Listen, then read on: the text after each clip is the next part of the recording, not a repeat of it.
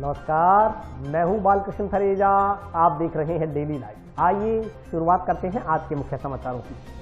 देश अस्पताल को टाउन में ही रखने की मांग को लेकर नागरिकों ने निकाला रोष मार्च। जनप्रतिनिधियों के पुतले फूंक जताया विरोध। जिला कलेक्ट्रेट में आयोजित हुई भाखड़ा सिंचाई प्रणाली की बैठक में तय किया गया नहरों का रेगुलेशन। टाउन स्थित टाइम्स पब्लिक स्कूल में 5 दिवसीय स्पोर्ट्स मीट का किया गया आगाज। बार संघ के नवनिर्वाचित अध्यक्ष मनजिंदर सिंह लेगा का मंगलवार को अधिवक्ताओं की ओर से किया गया अभिनंदन। चालक को नशीला पदार्थ खिलाकर गाड़ी चोरी करने के आरोपियों ने कबूला, कर्जा उतारने के लिए दिया था कार चोरी की वारदात को अंजाम। और अब समाचार विस्तार से। मेडिकल कॉलेज से संबद्ध बेस अस्पताल को टाउन में ही रखने की मांग को लेकर अस्पताल बचाओ संघर्ष समिति की ओर से मंगलवार को टाउन शहर के बाजार में रोष मार्च निकालते हुए जनप्रतिनिधियों के पुतले फूंके गए। राम नाम सत्य, राम नाम सत्य, राम नाम सत्य, हरि का नाम सत्य।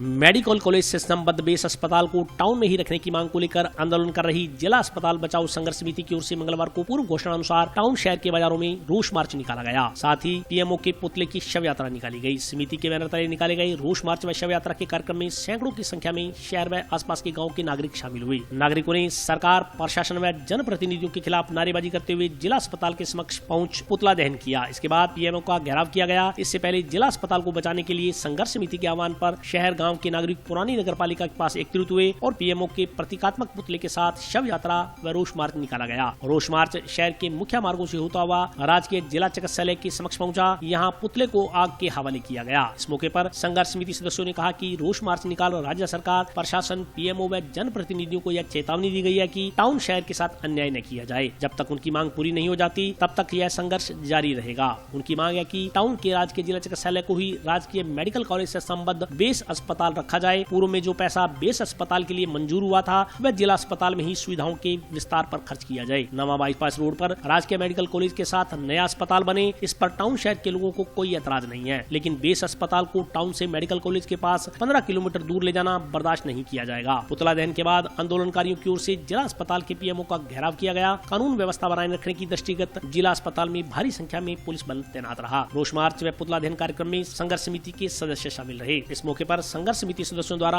गिरफ्तारियां दी गई। पुलिस द्वारा उन्हें गिरफ्तार कर एक अन्य स्थान पर ले जाकर रिहा कर दिया गया। पीसी तो आप लोग बनाते, वो तुम किसान लेके आते, हमारे CI2 के नेता बैठे, हमने यहाँ से हमारे मजदूर लेके जाते। कल को जो आया, यहाँ मंत्री आया, हम उसको घेरते तुम्हारे साथ। साथियों, मेरा तो आपसे एक ही निवेदन है, वो लंबा चौड़ा भाषण देने की जरूरत नहीं है।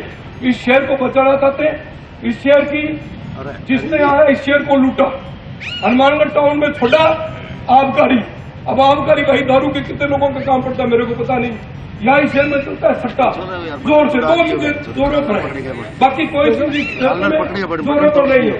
अगर ये हॉस्पिटल चला जाता है, ये हॉस्पिटल जाने का मतलब इस शहर को खत्म होना, किसी इलाके के दूर दूर पल्लू क्षेत्र खत्म होना, भादरा का क्षेत्र खत्म होना, 34 जो सुतरेड का एरिया खत्म होना, मतलब बच्चे और जो या बीमार आएगा, हार्ट का मरीज आएगा, वो आपके यहाँ आईसीयू में नहीं बचेगा, रास्ते में मर जाएगा।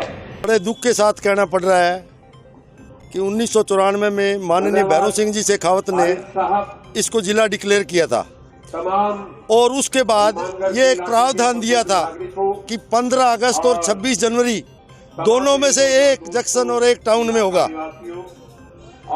हम बड़े राजी थे, टाउन जंक्शन का कोई मुद्दा नहीं है, सब कुछ चल रहा था। लेकिन उसके बाद जो हमारे राजनेता है, किसी ने दिन में, किसी ने रात में, डाके के तौर पर, लूटपाट के तौर पर हमारे यहाँ के सभी सरकारी ऑफिसों को यहाँ से खत्म कर दिया। कल मैं चौधरी विनोद कुमार जी से मिला था, परसों हमारा प्रतिनिधि मंडल गया था, तो उन्होंने बड़ी बात कही कि अशोक गहलोत जी पूछते हैं कि चौधरी साहब कोई काम बताओ। मैंने कहा चौधरी साहब कोई काम ही नहीं बचा, सारे काम हो गए। तो मैं साहब ये 5-4 बिल्डिंगा की मारी खाली कराई है, आने तो बिकवा दो। अठे मोहल्लो खराब होने रहे है, समाज विरोधी तत्व आ रहे हैं। तो उन्होंने कहा एक तो हमने दे दिया उसको पार्किंग के लिए और दूसरे की जल्दी व्यवस्था करा देंगे। तो लग रहा है दोस्तों इस हाथों को दोनों को आज के राजनेताओं ने अलग कर दिया शरीर से, और इसके हम लड़ रहे हैं, आखिरी दम तक लड़ेंगे। टाउन हॉस्पिटल यहीं रहेगा। सबसे पहले मैं जो इस अस्पताल बचाओ संघर्ष समिति उसका धन्यवाद ज्ञापित करता हूं उसको कि उन्होंने इस मुहिम को, क्योंकि जो यहाँ के जनप्रतिनिधि जिन्होंने बिना सोचे समझे, आपके माध्यम से ही मैं उनसे पूछना चाहता हूं कि जब प्रधानमंत्री जी ने मेडिकल कॉलेज का उद्घाटन किया तब शुरुआत कहाँ की? इस हॉस्पिटल से, मुख्य सरकारी चिकित्सालय से शुरुआत की। इसी कार्यालय में, इसी परिसर में प्रधानमंत्री जी ने उद्घाटन किया। आज इस हॉस्पिटल को ये उठाने की बात कर रहे हैं, ये बहुत ही पीड़ादायक। और इन जनप्रतिनिधियों के, अगर इनको मालूम नहीं, कल उनका वीडियो आया कि हमें मालूम नहीं, पीएमओ जाने। अगर पीएमओ ही चलाते तो फिर सरकार क्यों बनी, आप जनप्रतिनिधि क्यों बने? ये सवाल आपके माध्यम से हमारे हनुमानगढ़ के जनप्रतिनिधि से। दूसरी बात, जो इस क्षेत्र की समस्या, दूर दराज भादरा तक का क्षेत्र, लोग यहाँ मुख्य चिकित्सालय और सारी सुविधाएं भी उपलब्ध है, आज उसको दूसरी जगह शिफ्ट करने की बात कर रहे हैं। तो मेरी आपके माध्यम से सरकार से मांग है कि जंक्शन में बहुत जगह वहाँ एक सरकारी हॉस्पिटल और बना दिया जाए, मेडिकल कॉलेज के स्टूडेंट की सुविधा के लिए वहाँ एक और बना दिया जाए। लेकिन इसको, इस मुख्य चिकित्सालय को जो लगभग 45 वर्ष से सुचारू रूप से जनता की सेवा कर रहा है हनुमानगढ़ जिले की जनता, इसको किसी भी कीमत पर भारतीय जनता पार्टी और इस संघर्ष समिति के साथ, क्योंकि हम पिछले दिनों 9 दिसंबर को जन आक्रोश रैली में भी हमने मुख्यतः ये मांग उठाई थी कि इस हॉस्पिटल को हम कहीं ट्रांसफर नहीं होने देंगे। और आज इसी बात के लिए हॉस्पिटल जितने बने, सुविधाएं बने, जितनी सुविधाएं आज जो आबादी बढ़ रही है, तो उसमें भी जंक्शन में भी बने, क्योंकि ये मुद्दा बनाकर इसको कमजोर करना चाहते हैं हमारे संघर्ष को। इनकी बात कथनी और करनी में ये जनता के सामने आकर क्यों को नहीं बात रखती? अब रखनी चाहिए जनता। मेडिकल कॉलेज की हमारा जब नगर परिषद में शासन था तो हमने दोनों शहरों के बीच में, और जो इसके केंद्र सरकार के मापदंड है कि 5 किलोमीटर की परिधि में मेडिकल कॉलेज, मुख्य चिकित्सालय की 5 किलोमीटर की परिधि में होना चाहिए, तो हमने उन मापदंडों को भी देखते हुए, ध्यान में रखते हुए वो जगह चिन्हित की थी। ये धरना संघर्ष समिति की तरफ से पीएमओ का घेराव और अर्थी जलाई जाएगी, तो उस पर मैं ये कहना चाहता हूँ सभी का सहयोग होगा तो ये हॉस्पिटल यहाँ रहेगा। अगर हॉस्पिटल नहीं रहा तो इसकी सुविधा सारी यानी बाईपास नवा में चली जाएगी।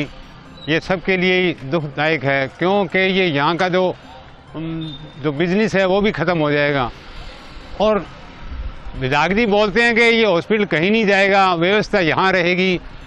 ये मैं नहीं समझता कि वो वहाँ, ये सुविधा वहाँ नहीं जाएगी। ये सुविधा इसलिए आज नहीं जाएगी, 2 साल के अंदर ये सुविधा सारी वहाँ चली जाएगी। क्योंकि मैंने ये देखा है कि जहाँ मेडिकल हॉस्पिटल बनता है वहाँ डॉक्टरों के लिए जो बिल्डिंग बनेगी, उनके पेरेंट्स आएंगे, उनके मिलने, उनकी अलग बनेगी, और स्टेडियम भी बनेंगे। तो हम ये चाहते हैं कि ये सुविधा जो है इसी हॉस्पिटल में रहे, और जो इस 7 मंजिल बनाने के लिए पहले इस यहाँ पैसे मंजूर हुए हैं वो भी यहाँ वो बिल्डिंग बने, तो हमको ये भरोसा होगा कि ये हॉस्पिटल यहीं रहेगा। वरना 2 साल के अंदर इस हॉस्पिटल की सुविधाएं धीरे धीरे करके सब चली जाएंगी। अभी विधायक जी ये बोल रहे हैं कि जैसे बीकानेर रेफर करते हैं या गंगानगर करते हैं, जयपुर करते हैं, उससे तो नज़दीक है, नज़दीक तो है मान लिया, मगर ये हनुमानगढ़ को कितना नुकसान होगा ये विधायक जी को पता नहीं है क्या? सब पता है विधायक जी को। आज ये हॉस्पिटल के संबंध के अंदर जो टाउन के जो ग्रामवासियों के द्वारा जो आंदोलन किया गया था, उसके अंदर इन लोगों ने प्रदर्शन किया हॉस्पिटल के समक्ष, पीएमओ ऑफिस के सामने, और इन्होंने गिरफ्तार दिया, जिनको 2 बसों में यहाँ लाया गया था। 2 बसों में लाने की लगभग इनकी 80 के करीब संख्या थी। जिला अस्पताल बचाओ संघर्ष समिति द्वारा करीब पिछले 26 दिनों से धरना दिया जा रहा है इस अस्पताल को टाउन से जंक्शन शिफ्ट होने से बचाने के लिए, जिसके मद्देनजर आज संघर्ष समिति द्वारा करीब 200-300 लोगों द्वारा पुरानी नगर पालिका से लेकर वहां तक रोष मार्च निकाला गया, और पीएम ऑफिस पहुंचकर इन्होंने अपना प्रदर्शन किया और पुतला जलाया, और उसके बाद इन लोगों के द्वारा सांकेतिक गिरफ्तारी दी गई, जिसमें करीब 80 लोगों को गिरफ्तारियां दी गई।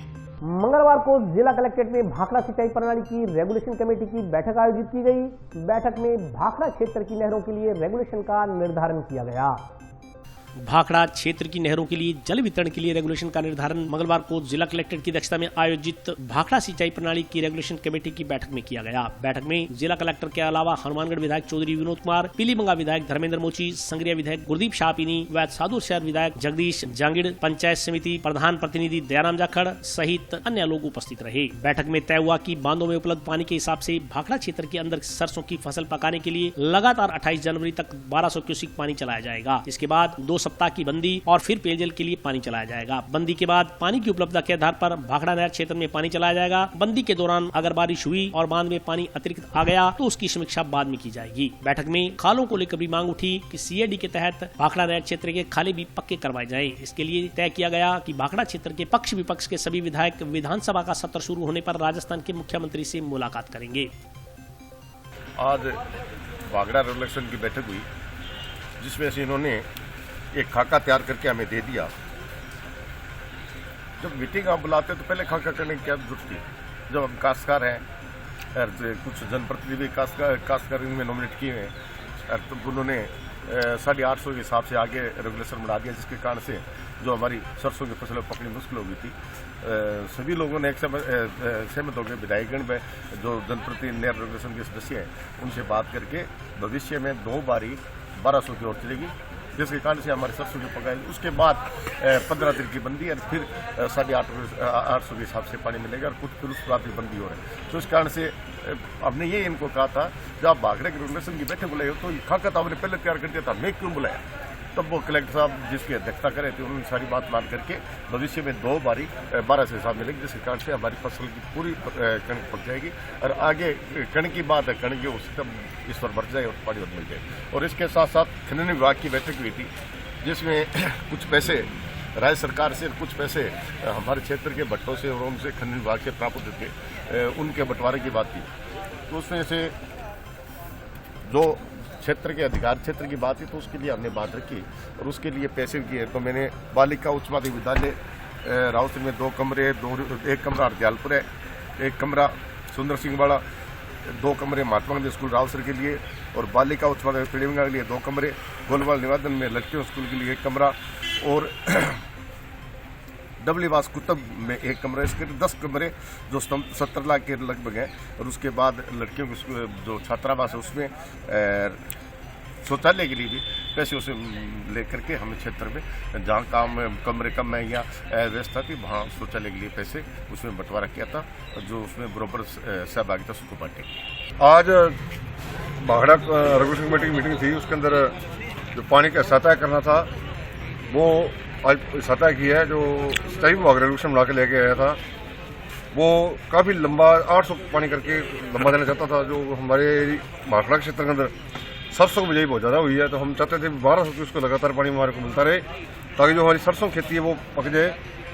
और फिर सभी की सहमति से 1200 को उसके लगातार स्थायी 12 से लेकर 2022 तक लगातार पानी चलेगा। उसके बाद जो पानी की आगे पोजीशन होगी उसके साथ बंटवारा होगा। क्योंकि जो नहरों की हुई है, नहरों की भी हमारी जो चर्चा हुई है उसके अंदर जैसे हमारी बड़ी नहर एक केस दी है, कच्ची के अंदर जो कच्ची थी उस टाइम ये कहते थे टायर उसकी टायर मेंटेन नहीं हो रही, उसके अंदर पानी उसकी जो क्षमता है वो है 310 की और आज पानी चल रहा है उसके अंदर 360।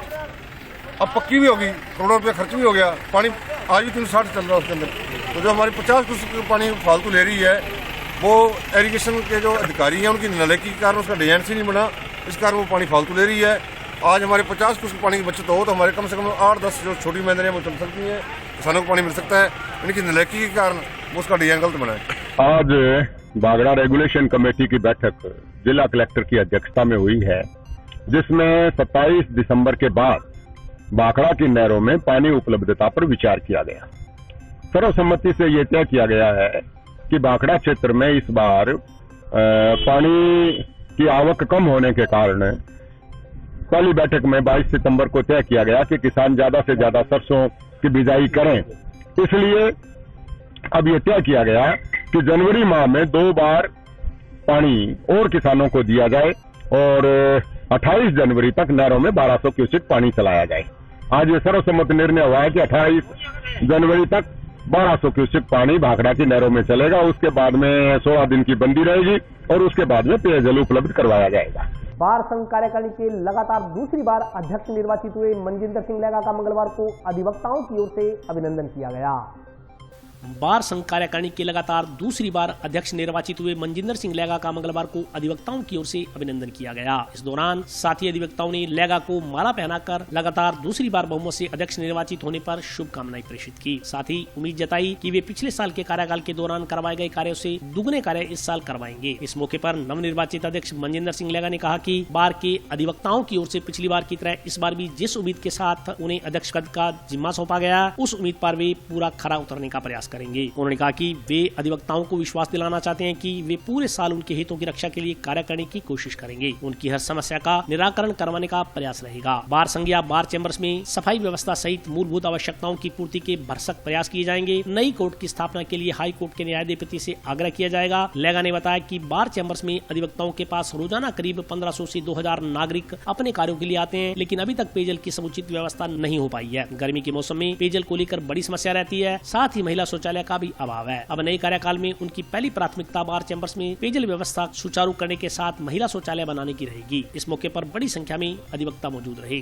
हमारे बार संघ के सभी सम्मानित अधिवक्तागण ने मुझे पिछली बार की तरह इस बार भी बार संघ अध्यक्ष के रूप में कार्य करने हेतु सम्मान बख्शा है। मैं सभी अधिवक्तागण का बहुत ही हार्दिक रूप से आभारी हूँ कि उन्होंने मेरे पर विश्वास किया और मुझे अध्यक्ष पद पर निर्वाचित करवाया। और मैं सभी मेरे अधिवक्तागण साथियों से ये वादा करता हूँ कि पूरे साल मैं बेहतरीन कार्य करने की कोशिश करूँगा। अधिवक्ताओं के जो भी उनके समस्याओं को निवारण करने की कोशिश करेंगे और हमारी बार में या हमारे बार चैम्बर्स हैं वहाँ सफाई व्यवस्था, टॉयलेट, पानी वगैरह की जो हमारी आवश्यकता है, मूलभूत आवश्यकता है, उन्हें पूरी तरह से हम पूर्ण करेंगे। चाहे वो राज्य सरकार से, चाहे नगर परिषद से, चाहे कहीं से बजट लेना पड़े और हम भरकस प्रयास करके बजट लेंगे। नई कोर्टों की स्थापना है तो हाई कोर्ट में माननीय जो उच्च न्यायालय के न्यायाधीपति महोदय हैं उनसे भी रिक्वेस्ट करेंगे। हाँ, इस साल सबसे पहला तो मेरा ये है कि हमारे जो बार चैम्बर्स हैं वहाँ लगभग 1500 से 2000 आदमी आते हैं रोज एडवोकेट्स को मिलाकर, लेकिन अभी तक पानी की समुचित, पेयजल की समुचित व्यवस्था नहीं है। गर्मियों में बड़ी समस्या आती है और एक टॉयलेट की व्यवस्था नहीं है। महिला अधिवक्ताओं के लिए टॉयलेट की बड़ी समस्या है और इसको दूर करेंगे और बनाएंगे। और सबसे बड़ा मैं आभारी हूँ हमारे जो आरोगण थे, जो निर्वाचक अधिकारी थे, उन्होंने बड़ी ही कुशलता से चुनाव करवाया और निष्पक्षता से चुनाव करवाया और उनका बड़ा आभारी हूँ और उनके चुनाव से मैं निर्वाचित हुआ हूँ और उनका भी हार्दिक धन्यवाद। बार सिंह हनुमानगढ़ के चुनावों में जो प्रत्याशी जीते हैं उनमें लगातार पिछले साल भी मनजिंदर सिंह लेगा जीते थे और इस दफ़ा भी जो है मनजिंदर सिंह लेगा जो है बड़े बहुमत से जीते हैं, काफ़ी वोटों से जीते हैं। और ये हमारी शुभकामनाएं हैं इनके साथ कि हमेशा इसी तरह से जो है कार्य करते रहें। बार के अंदर जितना भी इन्होंने पिछले साल काम करवाया उससे भी ज़्यादा काम जो ये इस दफ़े और करवाए, ये हमारी इनकी लिए इच्छा है। और ये आश्वासन भी देते हैं कि मैं जो काम करवाऊंगा उसमें कोई कमी नहीं रहेगी और वैसा ही काम इन्होंने पिछली दफ़े भी किया और इस दफ़े भी किया है। इसके लिए ये बहुत बहुत धन्यवाद है, इनको धन्यवाद के पात्र रहेंगे। और हमारी बार की और हमारे सब मेंबर्स की तरफ से, वकीलों के की तरफ से इनको आशीर्वाद देते हैं कि ये इसी तरह से जो है आगे निरंतर बढ़ते रहे। किराए पर की गई कार के चालक को नशीला पदार्थ खिलाकर गाड़ी चोरी करने जाने के मामले में गिरफ्तार दोनों आरोपियों ने जंक्शन पुलिस के सामने खुलासा किया कि कर्जा उतारने के इरादे से उन्होंने गाड़ी चोरी की वारदात को अंजाम दिया था। किराए पर की गई स्विफ्ट डिजायर कार के चालक को नशीला पदार्थ पिलाकर गाड़ी चोरी कर ले जाने के मामले में गिरफ्तार दोनों आरोपियों ने जंक्शन पुलिस के सामने खुलासा किया कि उन्होंने कर्जा उतारने के इरादे से गाड़ी चोरी की वारदात को अंजाम दिया था। उनकी योजना थी कि चोरी की गई गाड़ी को बेचकर उससे मिलने वाले रुपयों से कर्जा उतार देंगे, बचे रुपयों से ऐशो आराम की जिंदगी गुजारेंगे। इस मकसद की पूर्ति के लिए दोनों चोरीशुदा कार को बेचने के लिए कई दिन इधर उधर भटकते रहे, लेकिन कामयाब नहीं हो पाए। मामले की जाँच कर रहे ASI शिव नारायण ने बताया कि गाड़ी चोरी की वारदात को अंजाम देने के मामले में गिरफ्तार भूपेंद्र कुमार पुत्र कुरडाराम यादव निवासी 9 बीजेपी ग्राम पंचायत 6 JKMPS जयसर जिला श्रीगंगानगर व संजय कुमार पुत्र राजकुमार कुम्हार निवासी देवरथ की ढाणी SSB रोड श्रीगंगानगर की भूमिका सामने आई है। दोनों की निशानदेही पर चोरीशुदा कार बरामद कर ली गई है। मंगलवार को न्यायालय के आदेश पर दोनों आरोपियों को न्यायिक हिरासत में जेल भेज दिया गया। उन्होंने बताया कि ताहिर हुसैन पुत्र मोहम्मद हनीफ निवासी वार्ड 40 आदर्श कॉलोनी सूरतगढ़ जिला श्रीगंगानगर ने 21 नवंबर को जंक्शन पुलिस थाना में रिपोर्ट दर्ज करवाई थी कि 21 नवंबर को उसके दोस्त शंकर ड्राइवर का फोन आया और कहा कि कोई पार्टी आई है, उनको रावतसर में शादी में जाना है, तुम गाड़ी लेकर चल सकते हो तो चले जाओ। इस पर वह सूरतगढ़ के टैक्सी स्टैंड पर अपनी Swift car number RJ 13 CC 6884 लेकर चला गया। वहाँ पर उसे मुकेश व संजय मिले। दोनों के साथ 3500 रुपए किराए में सूरतगढ़ से रावतसर आना जाना तय हुआ। वह अपनी गाड़ी में संजय व मुकेश कर बैठाकर शाम करीब 6 बजे हनुमानगढ़ जंक्शन बस स्टैंड पहुंचा। तब मुकेश ने कहा कि उन्हें कमल होटल पर लेकर चलो, वहाँ पर उनके दोस्त श्रीगंगानगर से कपड़े आदि सामान लेकर आएंगे। इस पर उन दोनों को हनुमानगढ़ जंक्शन बस स्टैंड स्थित होटल में ले गया। मुकेश व संजय होटल में चले गए। वह अपनी गाड़ी में बैठा रहा। कुछ समय पश्चात मुकेश आया और कहा कि उन्हें होटल में कुछ समय रुकना है, इसलिए वह अपनी ID दे दे। उसने मुकेश पर विश्वास करते हुए अपने मोबाइल में रखी ड्राइविंग लाइसेंस की फोटो प्रति उन्हें दे दी। मुकेश ने अपने मोबाइल फोन में ड्राइविंग लाइसेंस की फोटो प्रति स्कैन कर ली और होटल चला गया। कुछ समय बाद मुकेश फिर उसके पास आया और कहा कि उन्होंने कमरे में जूस मंगवाया हुआ है, वह भी आकर जूस पी ले, इतने में उनके दोस्त भी आ जाएंगे। इस पर उसने होटल के कमरे में जाकर वहां रखा जूस पी लिया। जूस पीने के कुछ देर बाद वह बेहोश हो गया। अगले दिन 22 नवंबर को सुबह करीब 7 बजे उसे होश आया तो वह होटल के कमरे में अकेला था। उसने जब अपनी गाड़ी की चाबी संभाली तो गाड़ी की चाबी गायब मिली। होटल के बाहर आकर गाड़ी संभाली तो गाड़ी भी गायब थी। जब होटल मालिक व उसके आसपास के दुकानदारों से अपनी कार के बारे में पूछताछ की तो पता चला कि उक्त दोनों व्यक्ति उसकी कार को लेकर फरार हो गए। पुलिस ने मामले को धारा 328, 389, 34 के तहत मुकदमा दर्ज जांच शुरू की थी। जांच में उक्त आरोपियों को पुलिस द्वारा पकड़ लिया गया। दिनांक 21/11/2021 को कमल होटल के पास बस स्टैंड जंक्शन से 2 अज्ञात व्यक्ति एक व्यक्ति की कार, उस व्यक्ति को नशे का कोई पदार्थ जूस में पिलाकर कार को चोरी कर ले गए थे, जिसकी जांच मनशिव नारायण पुलिस थाना जंक्शन के पास थी। मैंने व राजकुमार हेड कांस्टेबल बलदेव कांस्टेबल ने टीम के रूप में शहर के CCTV कैमरे व आसूचना तंत्र इकट्ठे कर उस व्यक्ति का रूट चार्ट तय किया व मोबाइल लोकेशन के आधार पर पीछा करते हुए गंगानगर, विजयनगर, लालगढ़ में तलाश करते हुए विजयनगर से दोनों को गिरफ्तार किया और चोरी की कार बरामद की जा चुकी है और दोनों को न्यायालय में पेश किया, जिन्हें जेल भेजने के आदेश मिला। और अभी वक्त ब्रेक का, हाजिर होता हूँ छोटे से ब्रेक के बाद।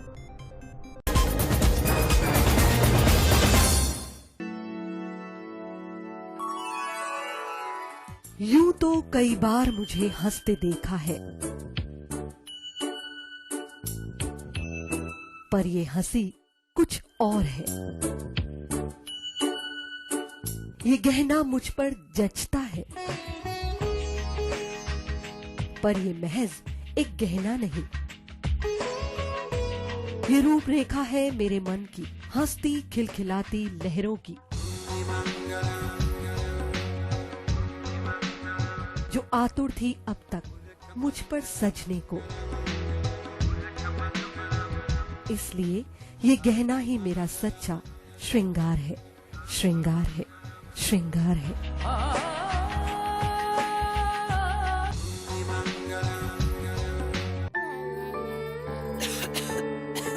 दीदी ये देखो,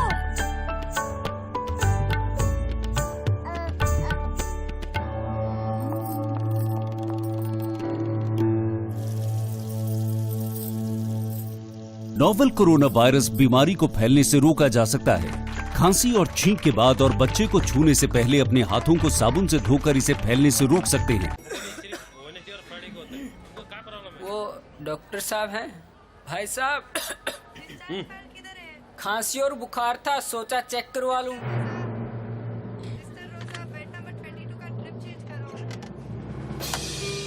नोवेल कोरोना वायरस बीमारी को फैलने से रोका जा सकता है। बुखार के साथ खांसी और छींक होने पर तुरंत नजदीकी हेल्थ क्लिनिक या केंद्र जाएं। ब्रेक के बाद स्वागत है। आइए नजर डालते हैं अगले समाचारों पर।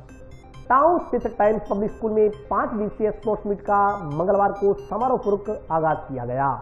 टाउन स्थित टाइम्स पब्लिक स्कूल में 5 दिवसीय स्पोर्ट्स मीट का आगाज मंगलवार को समारोह पर किया गया। उद्घाटन कार्यक्रम में मुख्य अतिथि अग्रोहा विकास ट्रस्ट के अध्यक्ष सतीश बंसल व मनीष शर्मा थे। अतिथियों ने अपने संबोधन में बच्चों को खेल की भावना से खेलने के लिए प्रोत्साहित करते हुए शिक्षा के साथ साथ खेल गतिविधियों में भी हिस्सा लेने को जरूरी बताया। विद्यालय के प्रबंधक सागरमल लड्डा ने कहा कि पिछले 2 साल में कोरोना महामारी के चलते बच्चे शारीरिक गतिविधियों में हिस्सा नहीं ले पा रहे थे। इसको ध्यान में रखते हुए अर्धवार्षिक परीक्षाएं समाप्त होने पर 5 दिवसीय स्पोर्ट्स मीट का आयोजन किया गया ताकि बच्चों का शारीरिक विकास हो सके। यह कार्यक्रम 5 दिन चलेगा। सागरमल लड्डा ने बताया कि 5 दिन क्रिकेट, बैडमिंटन, कबड्डी, वॉलीबॉल सहित सभी प्रकार की खेल गतिविधियों का आयोजन होगा। करीब 12 से 13 प्रकार की गतिविधियां स्पोर्ट्स मीट के दौरान आयोजित करवाई जाएंगी। लड्डा ने बताया कि स्पोर्ट्स मीट में हिस्सा लेने वाले प्रत्येक प्रतिभागी को प्रमाण पत्र प्रदान किया जाएगा। उन्होंने बताया कि प्रथम, द्वितीय व तृतीय स्थान पर रहने वाले प्रतिभागियों को स्वर्ण, रजत व कांस्य पदक से सम्मानित किया जाएगा।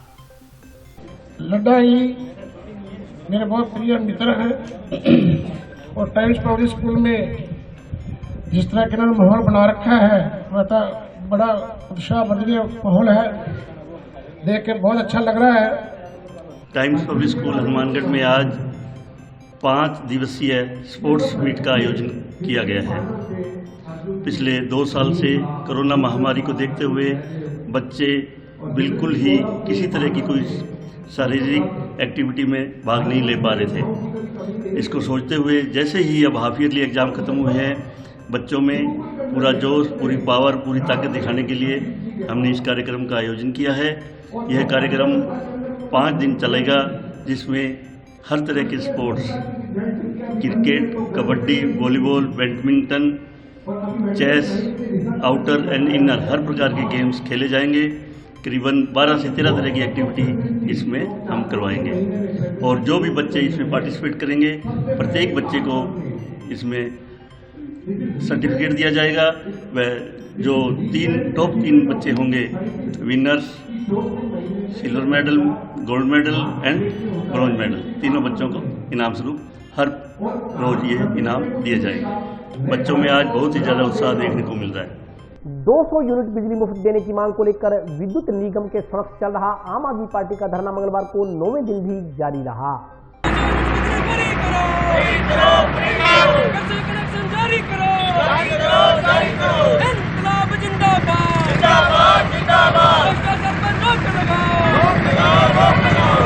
दिल्ली सरकार की तर्ज पर 200 यूनिट बिजली मुफ्त देने व विद्युत दरों में कमी करने की मुख्य मांगों को लेकर आम आदमी पार्टी कार्यकर्ताओं का टाउन स्थित जोधपुर विद्युत वितरण निगम लिमिटेड के सहायक अभियंता कार्यालय के समक्ष चल रहा अनिश्चितकालीन धरना मंगलवार को 9वें दिन भी जारी रहा। इस मौके पर आम आदमी पार्टी कार्यकर्ताओं ने कहा कि राजस्थान में आज बिजली सबसे महंगी दरों पर दी जा रही है, परंतु सरकार में बैठे मंत्रियों को आमजन की बिल्कुल परवाह नहीं है। प्रदेश सरकार के साथ साथ हनुमानगढ़ का प्रशासन भी कुंभकर्ण की नींद सोया हुआ है, इसलिए पिछले 9 दिनों से इस कड़ाके की ठंड में भी धरने पर बैठे लोग सरकार और जिला प्रशासन को नजर नहीं आ रहे। उन्होंने कहा कि राजस्थान में जब कांग्रेस का शासन आया तब बिजली के दामों में भारी बढ़ोतरी की गई है। इस मौके पर महेंद्र कौर, सीमा, बिमला सोनी, छिंदर कौर, सुमन, पार्टी जिलाध्यक्ष सुरेंद्र बेनीवाल, प्रियंका मौर्य, किरण शर्मा, अमरजीत कौर, सावित्री, वीना विद्या सहित अन्य पार्टी कार्यकर्ता मौजूद रहे।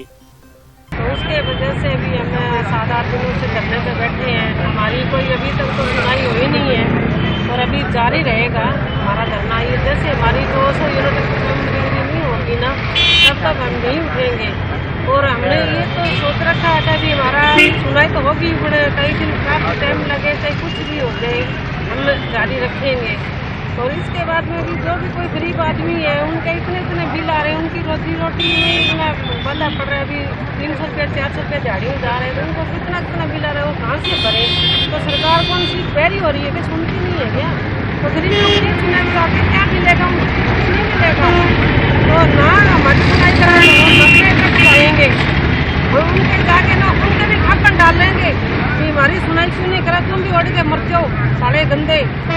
ऐसे सुनाई क्यों नहीं, कानून में हुई तो दूसरी आप रखें क्या? हमारी भी सुनाई हो रही है। गरीब आदमी रो रहे हैं, गरीब आदमी फांसी टूट रहे हैं, बिजली के बिल आ रहे हैं, सब कुछ हो रहा है। ये नहीं होता है कि गरीब आदमी यहाँ पे नहीं रहते हैं, गरीब आदमी भी बैठे हैं। कोई बात नहीं है, सरकार बैरी नहीं है, बैरी को सुनाई नहीं दे रहे क्या? आज 7वां दिन है। कल हम लोगों ने जो प्रोग्राम किया था उसके अभी तक कोई नहीं है और इसलिए आज 7 दिन के धरने पे हो चुके हैं और बिजली के दामों के रेट इतने बढ़ चुके हैं, इसको कम करने की मांग है हमारी। ये पूरी की जाए जल्द से जल्द और जितना जल्दी हो तो करे तो अच्छा ही है हमारे लिए, तो गरीब जनता को भी अच्छा रहेगा। क्योंकि इसकी वजह से वो जो कोरोना काल में चल रहे थे बिजली के बिल माफ थे, वो माफ नहीं किए गए उन्होंने और वो बढ़ा दिए गए, उनके चार्जेस और ज़्यादा कर दिए गए। इसीलिए बिजली के दामों को कम किया जाए और हमारी मांग यही है। केरल में भाजपा कार्यकर्ता के हत्यारों की गिरफ्तारी की मांग को लेकर भाजपा ओबीसी प्रकोष्ठ ने राज्यपाल के नाम का एक ज्ञापन आज जिला कलेक्टर को सौंपा।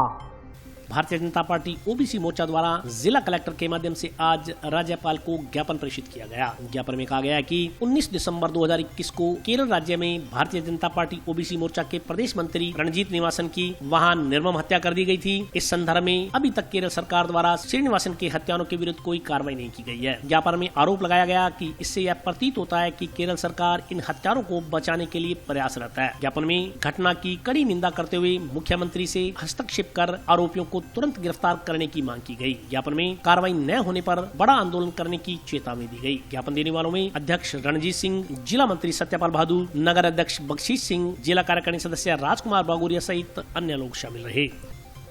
पार्टी ओबीसी मोर्चा हनुमानगढ़ द्वारा केरला में जो ओबीसी मोर्चा के प्रदेश अध्यक्ष की हत्या की गई निर्मम, उसके पर कार्रवाई करवाने के लिए हमने माननीय राज्यपाल महोदय के नाम ज्ञापन दिया है कलेक्टर साहब को कि दोषियों पर कार्रवाई की जाए और आगे से ऐसी हत्या ना हो, इस पर अंकुश लगे।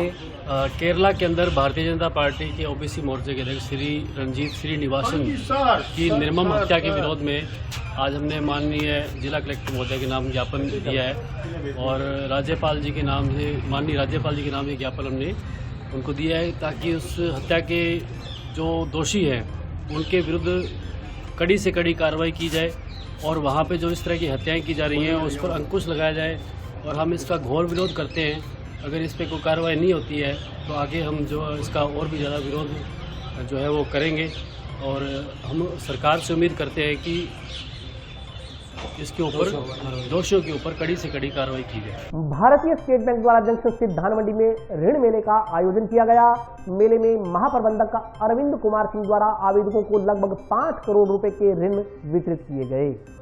भारतीय स्टेट बैंक द्वारा जंक्शन स्थित धान मंडी में ऋण वितरण कार्यक्रम का आयोजन किया गया। कार्यक्रम के मुख्य अतिथि एसबीआई के महाप्रबंधक अरविंद कुमार सिंह थे। इस संदर्भ में जानकारी देते हुए उप महाप्रबंधक सुशील कुमार ने बताया कि आयोजित कार्यक्रम में एसबीआई की ग्रामीण क्षेत्र की 12 शाखाओं में ऋण के लिए आवेदन करने वाले लोगों को ऋण वितरण किया गया। उन्होंने बताया कि इस दौरान 82 आवेदकों को 5 करोड़ रुपए की ऋण राशि वितरित की गई। उन्होंने बताया कि आरसीटी के माध्यम से प्रशिक्षण प्राप्त करने वाली महिलाओं को स्वरोजगार हेतु ऋण वितरित किया गया। उप महाप्रबंधक सुशील कुमार ने कहा कि बैंक एक माध्यम है जहां लोग अपनी बचत किए हुए पैसे जमा करवाते हैं। उसी पैसे को हम उन लोगों को आगे वितरित करते हैं जिन लोगों को पैसे की जरूरत होती है। उन्होंने कहा कि बैंक से ऋण प्राप्त करने वाला व्यक्ति यदि समय रहते बैंक को वापस भुगतान कर दे तो उसी पैसे का अन्य व्यक्ति भी उपयोग कर सकता है। उन्होंने कहा कि इससे अधिकाधिक संख्या में लोगों को लाभ मिलेगा। आम जन तथा बैंक दोनों ही प्रगति के पथ पर अग्रसर रहेंगे। इससे पूर्व जिला कलेक्टर नथमल डिडेल तथा महाप्रबंधक अरविंद कुमार सिंह ने